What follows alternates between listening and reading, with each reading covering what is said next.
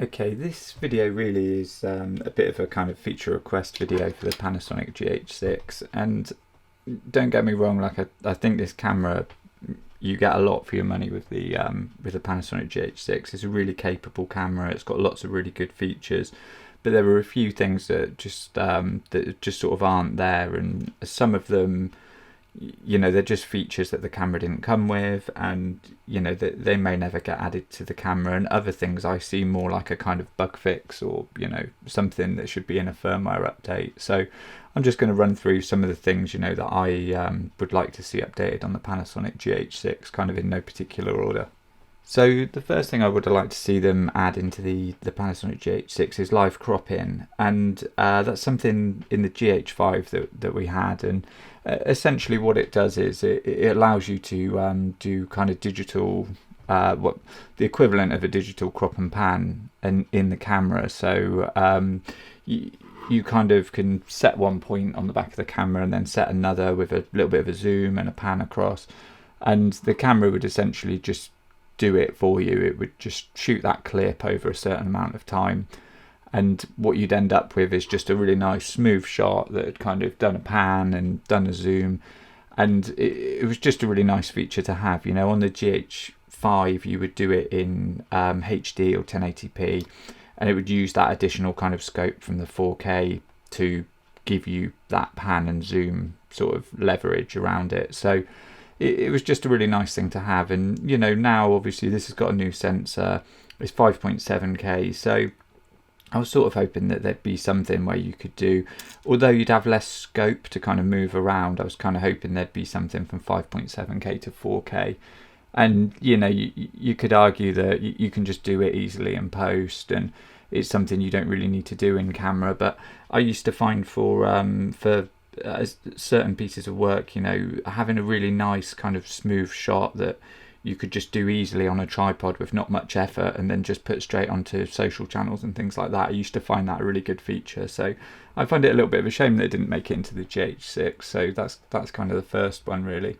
The next thing I would like to see on there is just basic 2-track audio recording. So the camera's capable of doing 4-channel audio, and I'll link above to a video where I kind of talked about this. But essentially what it is, the camera can do 4-channel audio, but it needs it needs what's called the XLR1 adapter. So it's like a two-way kind of mic adapter that sits on the hot shoe. And obviously the camera doesn't come with that, and the default of the camera is to just shoot 4 tracks of audio.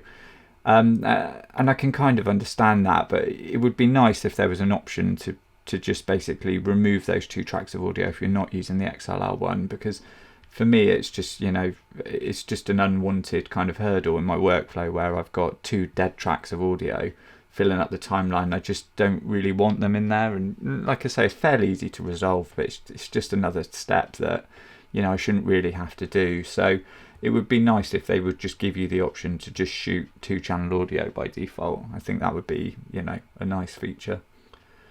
And another thing I would like to see, and I can kind of show you this on the camera, is essentially it comes from the kind of live preview. So they call it constant preview on these cameras. So if you're in the manual mode for manual photo or manual video, you get the kind of live preview. But then if you switch into shutter or aperture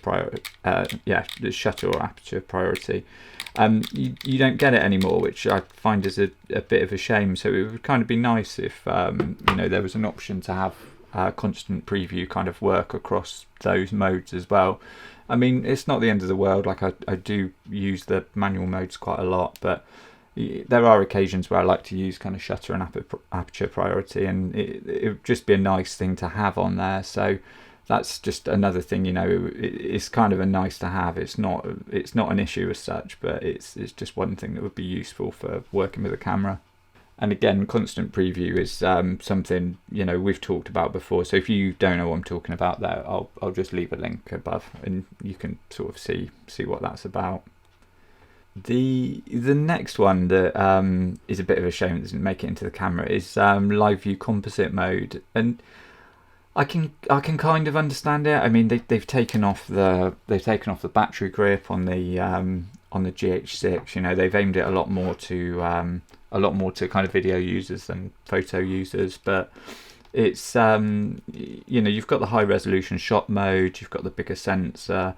There's you know, there's lots of. It's a much more capable camera, you know, photography camera than the GH5, and you know, I'm talking about the GH5 a lot because that's what I used to use. I'm sure the Mark II's a lot better, but the GH5 for stills, for me, it wasn't, you know, it wasn't really up to that much. It wasn't great for stills. It was okay, but I'd have to do a lot of noise reduction, and it wasn't brilliant. But the GH6 is a lot better, and it would have been really nice to have like a mode like live composite mode in there, and then that would have made this a much more capable kind of photography camera. And you know, it's not to say you have to have it. Again, you can kind of do it manually. You know, if you don't know what live composite is, it's essentially, as it sounds, it lets you composite images in the camera. So if you're doing long exposure shots, you can composite multiple images, and you know, you can see how your highlights are looking and your shadows, and you can do all of that in camera. So it's just a really nice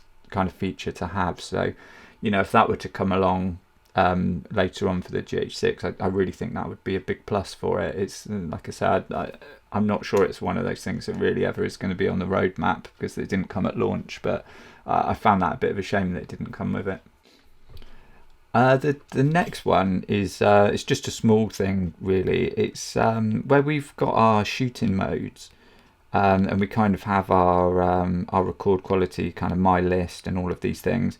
One thing I really like on the camera, one of my favourite things about the camera really, is that you can do like the punch-ins with pixel to pixel mode, and for me that's really great because quite often I'm using prime lenses, or maybe I want to get a little bit more reach on a zoom lens that's not really, you know, it hasn't got particularly great reach on it. So I'm quite often switching between full sensor and pixel to pixel. Again, if you don't know what I'm talking about, I'll just link up in a corner to a video. But yeah, for me, it would be really nice if we've got like these kind of menus, and it'd be nice if I could just have a filtering option just to go between picking a mode that's pixel to pixel and full sensor.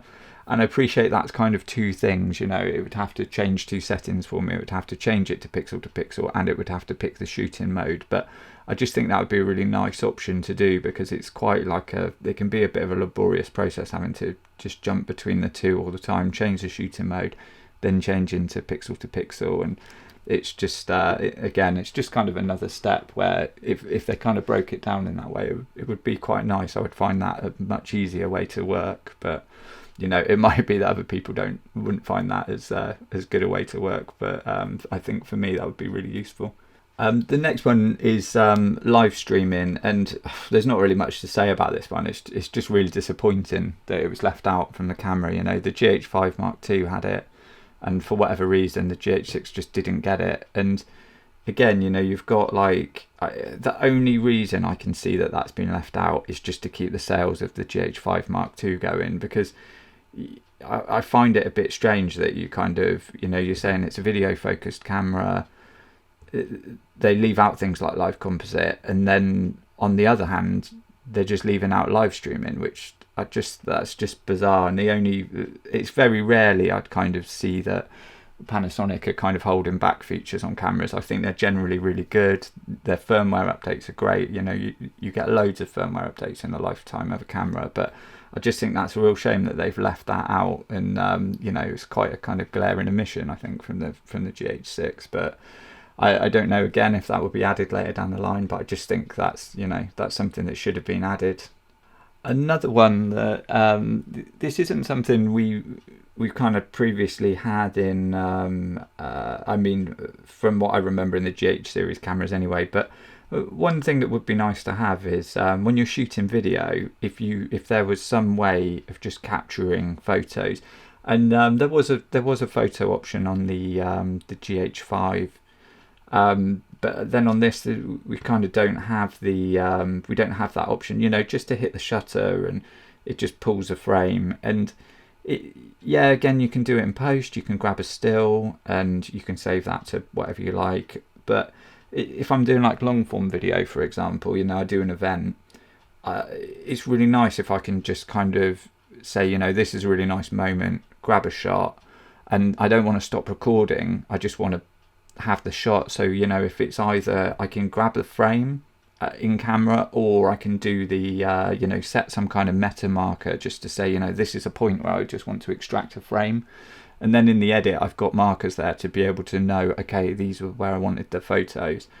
So that would just be a really nice kind of feature. And again, you can actually pull frames from video in the camera, but the only thing is, again, if I'm doing long video, it's just that's quite an awkward thing to do. It's quite clunky to be able to do that. So, you know, just having something like that would be quite a nice option. And another thing that would be kind of useful to have in there, this again probably for a lot of people not a big deal, but we went over the manual focus assist tools. Again, I'll link up in the corner if you don't really use manual focus or really kind of know much about it. But our kind of maximum zoom on this is kind of 6 times. And we can kind of zoom. Sorry, I got the center at the top keeps cutting this out. We can go from 3 to 6, and it would be really nice if we could get like a little bit more zoom on that. Kind of 6 sometimes I find a little bit limiting. It'd be nice to be able to just jump in a little bit tighter on the magnification in that. So again, it's a small thing, and there's probably not that many people out there that really find that an issue, but it would just be a nice thing to have. So that would be yeah, again, a useful thing.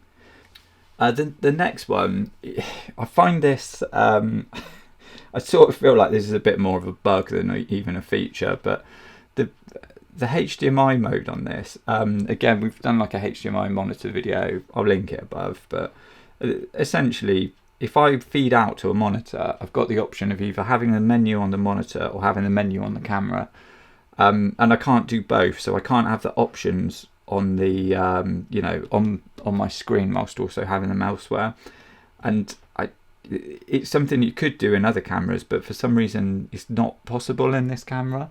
And again, I just kind of find that more of like it seems more of like an oversight and a bug than an actual, you know, there's no way that was an improvement that was made, because it's just not. It's essentially taking away a feature rather than, you know, actually improving anything. So hopefully that's just something that was kind of missed, and it will come into a future firmware update. But yeah, that's for me, that's quite a big one. It'd be really nice if that comes back into the camera. I mean, it was never in it, but you know, it was in other cameras, so it'd be nice if they do add that. But yeah, that's, you know, that's just my list of bits that I would have liked to, you know, seen in the camera. And again, you know, some of these things probably will never make it in. It'd be nice if they do. You know, like I say, I'm sure this camera's got a, you know, a long life of firmware updates ahead of it, and it would be really nice to see some of those options in there. But if there are any other things that you know, you felt were left out of the camera, or you'd like to see kind of fixed or added to the camera, then let me know in the comments, because I kind of love to hear what other people think of the camera. And like I say, you know, it's an absolute monster of a camera. It does so much, and it's a really decent camera. It's got, for me, it's got, you know, most of the things I need really. It's just there's just those little tiny details that, you know, would be really nice if they kind of got added. But yeah, let me know in the comments if there are any bits that you know, you sort of feel could be added.